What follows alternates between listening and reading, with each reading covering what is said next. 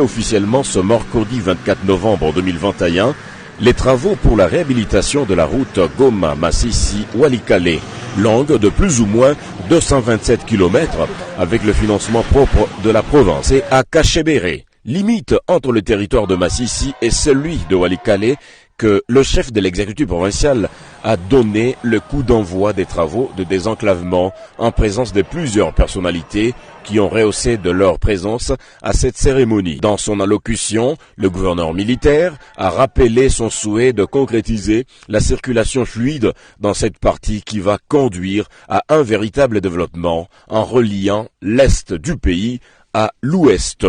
Le gouverneur Constant Ndima a sollicité l'appropriation des travaux par la population car cette route va apporter des solutions à certains problèmes que connaît la contrée. Le tronçon Goma-Walikale est très important.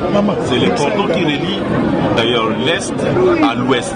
De Walikale centre, vous pouvez aller facilement à Kisangani. C'est seulement les 227 km qui compliquent un peu les choses. En attendant les grands travaux au niveau du gouvernement central, nous osons croire, avec le peu de moyens de la province, que nous commençons déjà à réhabiliter pour que demain, le gouvernement puisse venir avec de grands travaux, pourquoi pas notre souhait d'asphaltage de ce tronçon Goma-Walikale. Cette réhabilitation étant saluée par les habitants du terroir qui voudraient voir les travaux aller jusqu'au bout car ils sont impatients de voir le changement. Quelques-uns se sont exprimés pour l'exécution fiable des travaux.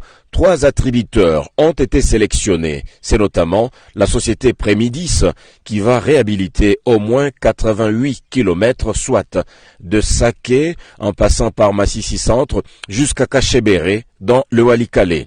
BMB va de Kachebere à Kiboua, un tronçon de 42 km, et enfin Simba Construction partira de Kiboua jusqu'à Walikale Centre d'une distance de 83 km. Partout où le cortège